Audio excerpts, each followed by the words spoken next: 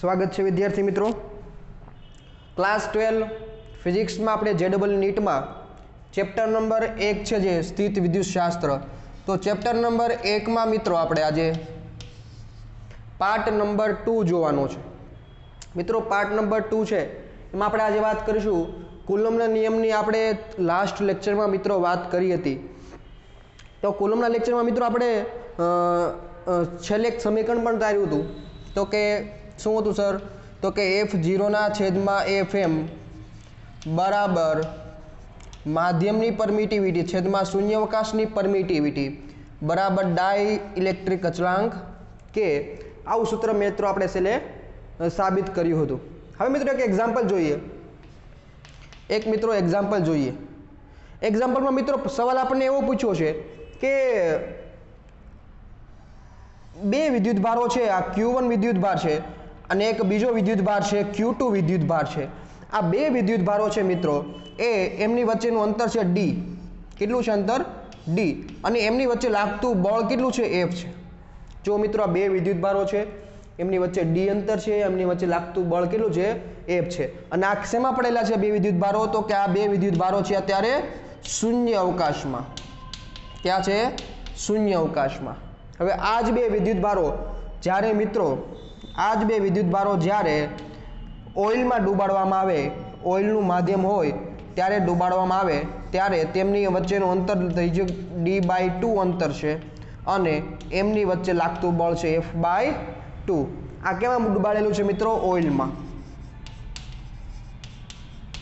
મિત્રો જો આવું આપણને આપેલું છે અહીંયા રકમમાં, આપણે શું અહીંયા ગણતરી કરવાની છે? તો ગણતરી મિત્રો આપણે એવી કરવાની છે કે ઓઇલ છે, જ્યાં ઓઇલનું માધ્યમ છે તો ઓઇલને આપણે શું ગોતવાનું કીધું છે? સાપેક્ષ પરમિએબિલિટી, હે ને? સાપેક્ષ પરમિએબિલિટી આપણે ગોતવાની છે। ચાલો બે માધ્યમને આપણે સાપેક્ષ પરમિએબિલિટી આપણે ગોતવી છે। સૌપ્રથમ મિત્રો જો આપણે સોલ્યુશન કરતા પહેલા આપણે જોઈએ કે બેમાં જ્યારે શૂન્યાવકાશમાં પડ્યા છે ત્યારે એમની વચ્ચે લાગતું બળ કેટલું છે? F છે। તો F બરાબર આપણે બે વચ્ચેનું બળ ગણી શકીએ કે આ Q1 Q2 છેદમાં અંતર એટલે D નો વર્ગ, અથવા મિત્રો આપણે K ની કિંમત મૂકવી તો પણ મૂકી શકીએ K બરાબર 1/4πε0 અને અહીંયા આવશે Q1, અહીંયા Q2 છેદમાં D નો વર્ગ। આ શૂન્યાવકાશમાં માધ્યમની પરમિટિવિટી છે। મિત્રો હવે આપણે જ્યારે ઓઇલની વાત કરીએ, તંત્ર જ્યારે શેમાં હોય? ઓઇલમાં ડૂબાડેલું હોય। તંત્ર જ્યારે ઓઇલમાં ડૂબાડેલું હોય ત્યારે તેમની વચ્ચે લાગતું બળ મિત્રો આપણે કહી દઈએ કેટલું લાગે છે? તો કે એમની વચ્ચે લાગતું બળ કેટલું છે? F/2 છે। તો F/2 બરાબર 1/4π ઓઇલની પરમિટિવિટી આપણે માધ્યમની E લઈએ અને ઉપર ગુણાકારમાં Q1 Q2 અને છેદમાં D/2 નો વર્ગ, કારણ કે બે વચ્ચેનું અંતર કેટલું છે મિત્રો? D/2। તો અહીંયા આપણે મિત્રો જો આ D/2 નો વર્ગ છે, ઓકે, અને અહીંયા 4πε છે। અહીંયા જો 2 નો વર્ગ છે 4, ક્યાં વહી જાય? ઉપર વહી જાય, ઓકે। તો અહીંયા ઉપર આવશે 4 Q1 Q2 છેદમાં D² છેદમાં અહીંયા 4πε અને અહીંયા છે F/2। મિત્રો બે સમીકરણનો ભાગાકાર લઈએ, આ F છે હે ને, F અને આ બેનો ભાગાકાર લઈએ તો સમીકરણ નંબર 1 ના સમીકરણ નંબર 2, અને સમીકરણ 1 અને 2 નો મિત્રો ભાગાકાર લઈએ તો 1 ભાગાકારમાં 2, ઓકે। સમીકરણ 1 અને 2 નો ભાગાકાર લઈએ તો શું સમીકરણ છે આપણી પાસે? 1/4πε0। તો જો 1/4π તો કેન્સલ થઈ જશે મિત્રો, Q1 Q2 D² એ કેન્સલ થઈ જશે। તો સમીકરણ 1 માં બાજુ શું વધે છે? F છે, અહીંયા શું છે? F/2 છે, ઓકે, બરાબર બરાબર અહીંયા મિત્રો શું છે? 1/4πε0 એમાંથી આ ઉપર 1/ε0 વધશે અને આ 1/માં શું વધશે? એપ્સાઇલોન। અને બીજું મિત્રો અહીંયા શું વધવાનું કીધું હતું? અહીં શું વધશે? 4 તો વધશે જ, ગુણાકારમાં 4, ઓકે। હવે મિત્રો અહીંયા જો અહીંયા F છે, અહીંયા F છે, ઓકે। એફ કેન્સલ થઈ ગયા, આ બે ક્યાં વહી જાય ઉપર વહી જાય તો 2 બરાબર અહીં એપ્સિલોન ઉપર વહી જાય તો એપ્સિલોનના છેદમાં એપ્સિલોન 0 અહીં મિત્રો ગુણાકારમાં કેટલા છે 4 છે 4 સામે જાય તો કેટલા થઈ જાય 8 તો એપ્સિલોનના છેદમાં એપ્સિલોન 0 બરાબર કેટલા મળે છે 8 તો આને આપણે શું કહીશું સાપેક્ષ પરમિએબિલિટી મિત્રો જો અહીંયા આપણે સાપેક્ષ પરમિએબિલિટીની ગણતરી કરી છે બહુ સિમ્પલ દાખલો હતો બે વિદ્યુત ભારો પહેલા શૂન્યાવકાશમાં હતા પછી એને આપણે હોલમાં ડૂબાડેલા હતા તો તેમની વચ્ચે જે આપણે કીધું હતું કે સાપેક્ષ પરમિએબિલિટી ગણો તો આપણે અહીંયા ગણી દીધી છે આ મિત્રો તમારી નોટમાં દાખલો એક્ઝામ્પલ તરીકે લઈ લો આપણે પછી આગળ વધીએ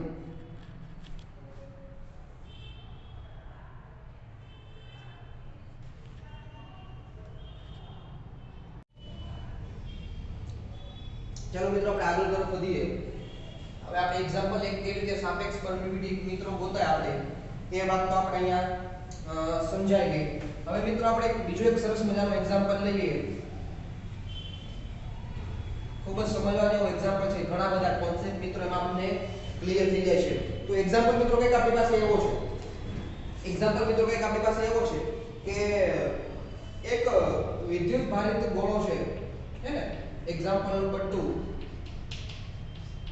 એક ધારો કે વિદ્યુત ભારિત ગોળો છે મિત્રો એને આ રીતે લટકાવેલ છે બે વિદ્યુત ભારિત ગોળા આ રીતે લટકાવેલ છે રાઈટ અને એમની વચ્ચેનો ખૂણો મિત્રો આપણને આપ્યો 60 અંશ કેટલો આપ્યો છે બંને વિદ્યુત ગોળા વચ્ચે અંશ ખૂણો કેટલો છે 60 અંશનો આપેલો છે તો આપણે શું કીધું છે અને જ્યારે તેને 0.5 ગ્રામ પ્રતિ સેન્ટીમીટર ક્યુબ ઘનતા ધરાવતા પ્રવાહીમાં મૂકવામાં આવે છે આ તંત્ર છે મિત્રો પહેલા શરૂઆતમાં હવામાં છે પછી જ્યારે એને પાણીમાં ડુબાડવામાં આવે પ્રાણીમાં કે પ્રવાહીમાં કોઈ પણ પ્રવાહીમાં લઈએ ચાલો પ્રવાહીમાં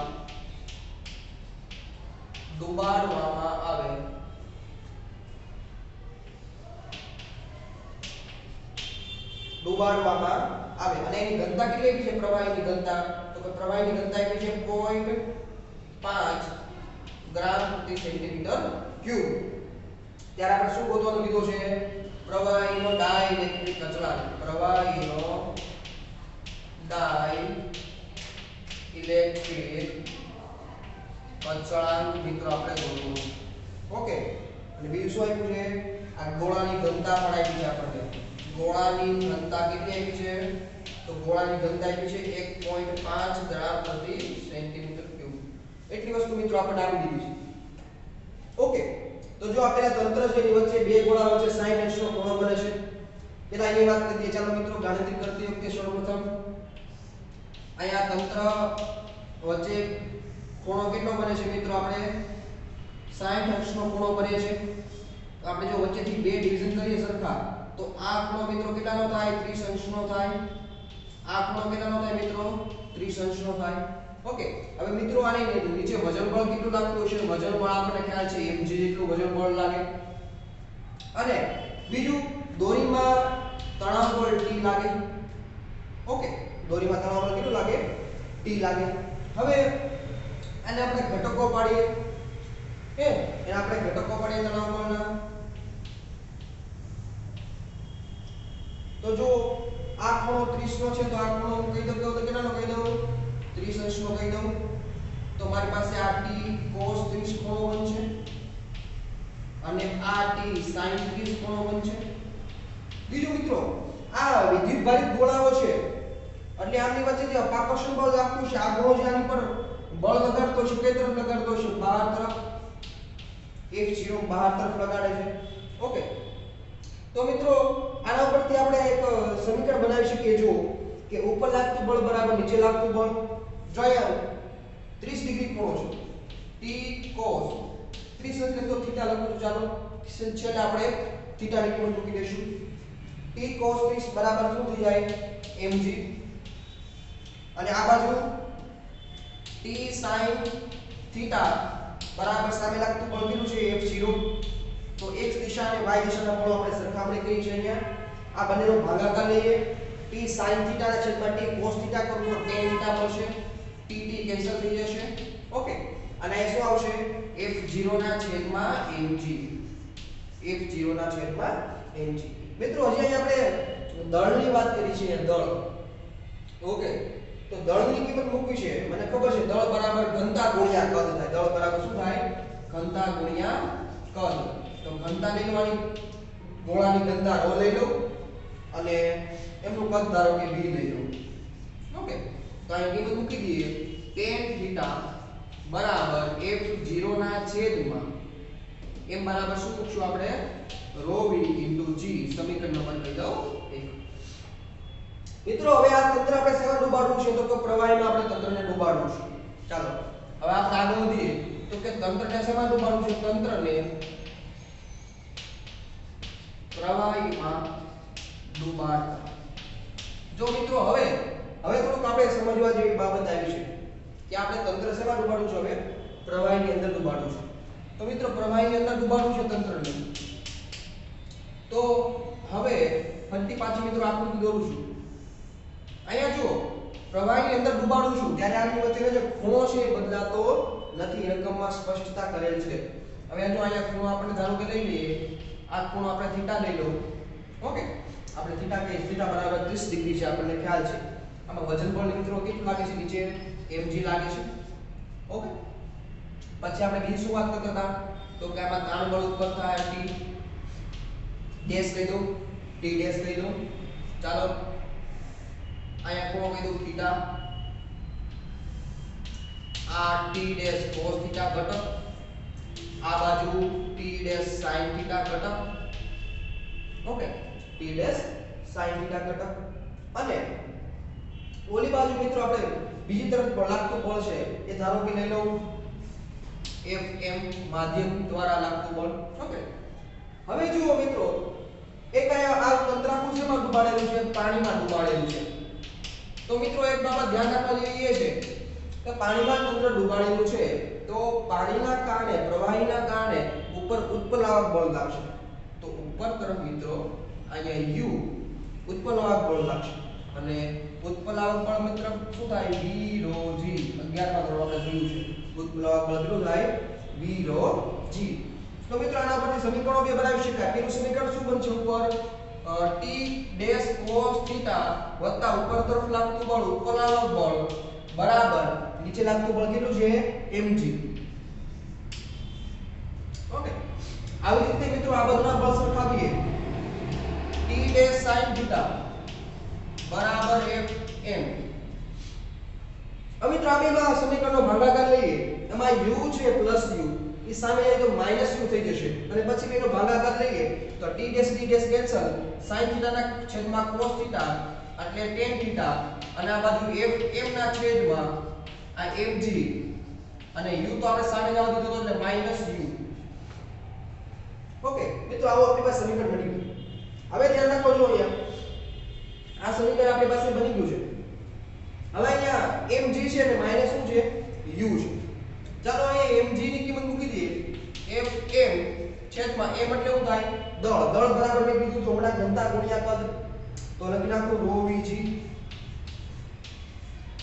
અને ઉત્પ્લાવક બળ મિત્રો આ સૂત્ર લખ્યું છે ઉત્પ્લાવક બળનું. મેં આનું છે આપણે માટે ઉત્પ્લાવક બળ.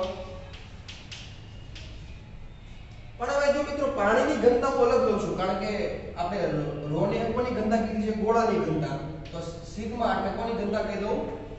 પાણીની ઘનતા, પ્રવાહીની ઘનતા. તો અહીં શું છે?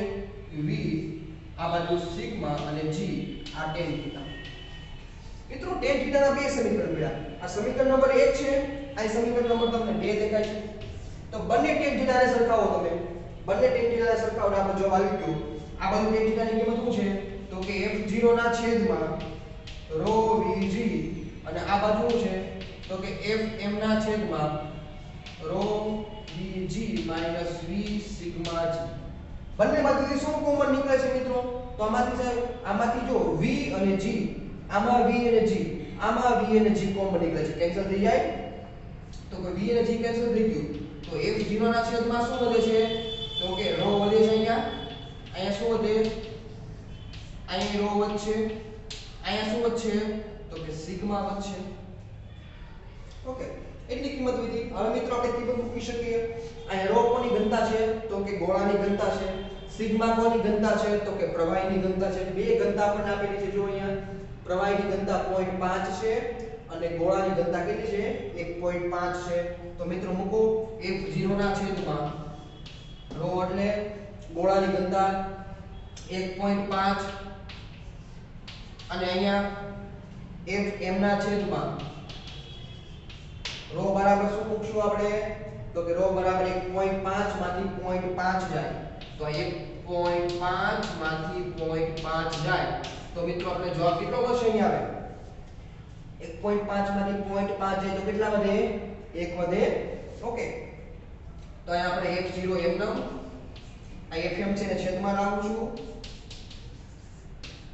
અને 1.5 ની સામે દીધી સામે તો જો આપણે ખબર છે F0 ના છેદમાં Fm હોય એટલે આપણે શું કહીએ ડાઇલેક્ટ્રિક અચળાંક તો મિત્રો ડાઇલેક્ટ્રિક અચળાંક આપણે કેટલો મળ્યો F.5 તો મિત્રો આ દાખલા અહીં સુધી આપ તમે નોટબુકમાં ઉતારી શકો છો ઓકે પછી ફરી પાછા આપણે આગળ વધીએ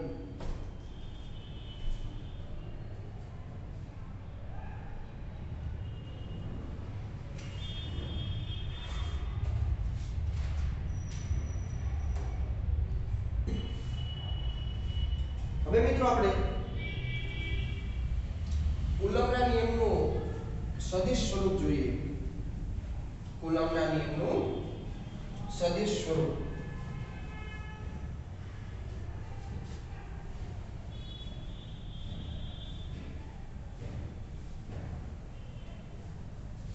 ચાલો આપણે મિત્રો કુલમ્બના નિયમનું સદિશ સ્વરૂપ જોવું છે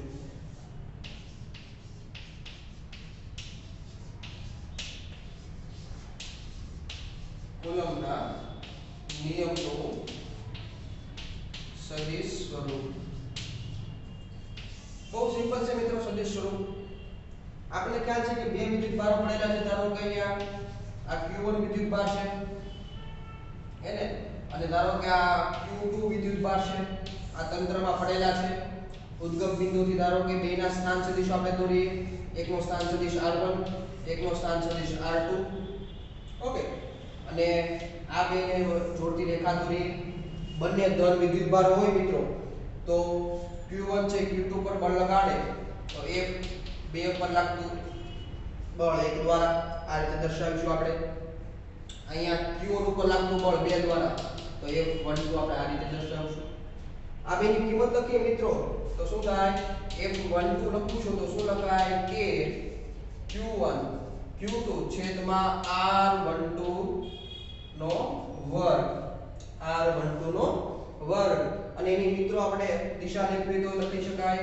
R12 ઓકે R12 એટલે શું લખાય તો કે R12 આ તરફ આવશે કારણ કે 2 થી 1 તરફ 2 થી 1 તરફ R12 આવી રીતે મિત્રો આપણે તમારે લખવું હોય કે મને 21 લખવા છે તો એમ કે આવશે ઉપર Q1 Q2 તો એમ જ આવશે છેદમાં R શું છે 21 નો વર્ગ આવશે ઓકે અને અહીંયા કેપમાં શું આવશે R21 તો મિત્રો તમને એમ જોતા એક ખ્યાલ પડી જાય કે અહીંયા R12 અને R21 છે શું છે R12 અને R21 મિત્રો આને બીજી રીતે લખવું હોય તો કેવી રીતે લખાય તો કે જો અહીંયા કે Q1 Q2 છેદમાં R2 છે R12 નો વર્ગ ઓકે જો આની જગ્યાએ આમ લખવું લખાય R12 એટલે શું લખાય જો અહીંયા કેપ છે એટલે એકમ સદિશ છે એકમ સદિશ એટલે શું થાય તો કે જો અહીંયા R1 R2 સદિશ છેદમાં એનું મૂલ્ય અને આ એક તો મૂલ્ય છે જ એટલે R1 R2 એનો થઈ જાય ક્યુબ અહીંયા સ્ક્વેર તો હતો જ અને એક સૂત્ર તમને લખાઈ દઉં સાઈડમાં R કે બરાબર શું થાય તો કે R સદિશ છેદમાં R નું મૂલ્ય R કે બરાબર R સદિશ છેદમાં R નું મૂલ્ય તો આ રીતે લખી શકાય મિત્રો આને પણ આ રીતે લખી શકાય કે Q1 Q2 છેદમાં R21 છે તો R21 1 એનો ક્યુબ અને અહીંયા R2 R1 ઓકે તો આ રીતે મિત્રો આ કુલમનું છે એ સદિશ રૂપ છે મિત્રો આ પણ તમે તમારી નોટમાં શોર્ટકટમાં એક લખી શકો છો આના પરથી આપણે આગળ વધીએ પછી ચલો આપણે આગળ જોઈએ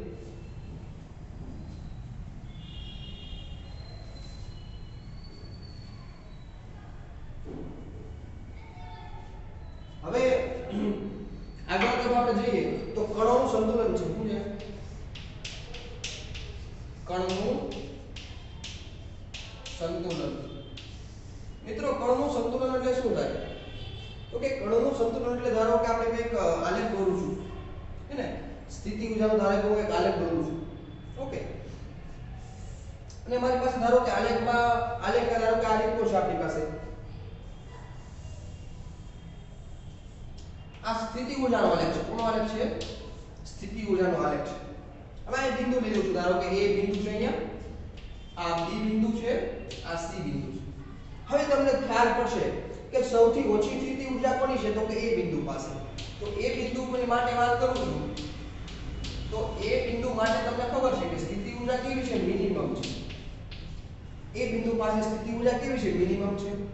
અને B બિંદુ માટે જો વાત કરે તો B બિંદુ માટે સ્થિતિ ઊર્જા કેવી છે? મેક્સિમમ છે. બીજમાં C બિંદુ માટે વાત કરો તમે તો C બિંદુ માટે સ્થિતિ ઊર્જા કેવી છે? તો કે C બિંદુ માટે સ્થિતિ ઊર્જા કેવી છે? એ 0 છે. તો સ્થિતિ ઊર્જા કેવી છે? 0 છે. ઓકે. તો A બિંદુ માટે મિત્રો સ્થિતિ ઊર્જા તમને કેવી મળે છે? મિનિમમ મળે છે. B બિંદુ માટે સ્થિતિ ઊર્જા કેવી છે? મેક્સિમમ છે. અને C બિંદુ પાસે તમને સ્થિતિ ઊર્જા કેટલી મળે છે? 0 મળે છે. હવે A બિંદુની વાત કરીએ તો A બિંદુ માટે સ્થિતિ ઊર્જા મિનિમમ છે. સ્થિતિ ઊર્જા શું છે? મિનિમમ છે. એટલે ધારો કે સ્થિતિ ઊર્જાનું તમે કોઈ અંતર પ્રત્યે વિકલન કરો, અંતર પ્રત્યે તમે વિકલન કરો તો તમને 0 મળે. અને એમ ધારો કે બીજી વખત વિકલન કરો v²u પ્રતિ dx² તો તમને કિંમત કેવી મળે મિત્રો? ઋણ મળે. કેવી મળે? ઋણ મળે. કારણ કે અહીં સ્થિતિ ઊર્જા કેવી છે? ઋણ છે. આમના માટે વાત કરું, આમનો પણ d/dx છે એ 0 મળે. પરંતુ એમાં જ્યારે બીજી વખત વિકલન કરો ત્યારે એની કિંમત કેવી મળે? ઓકે. અને અહીંયા C બિંદુ માટે તમે વાત કરો તો C બિંદુ માટે બે વસ્તુ 0 મળશે. du/dx બરાબર 0 અને અહીંયા d²u છેદમાં dx² બરાબર 0. મિત્રો આ કહેવા શું માંગે છે આપણને એ આ સમજીએ હવે. હવે A બિંદુ છે મિત્રો. A બિંદુ કેવું છે? જો એની સ્થિતિ ઊર્જા સાવ મિનિમમ છે. કેવી છે? મિનિમમ છે. મતલબ આ સંતુલન સ્થિતિમાં છે. સ્થાયી સંતુલન છે. કેવું છે? સ્થાયી સંતુલન. એ બિંદુ કેવા છે? સંતુલનમાં. જેમની સ્થિતિ ઊર્જા મિનિમમ હોય એ કેવો કહેવાય? સંતુલનમાં કહેવાય. તો આપણે પદાર્થ સંતુલનમાં કેમ ખબર પડે? તો કે એની સ્થિતિ ઊર્જા મિનિમમ હોવી જોઈએ.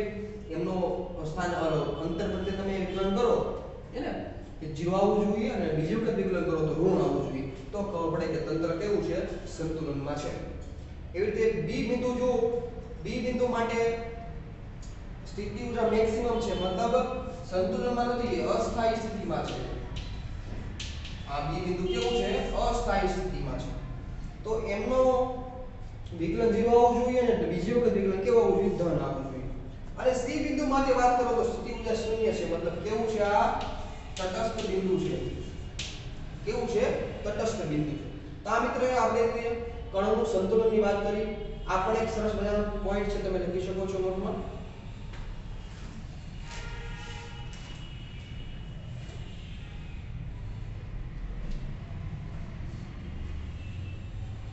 હવે મિત્રો આપણે આગળ વધીએ.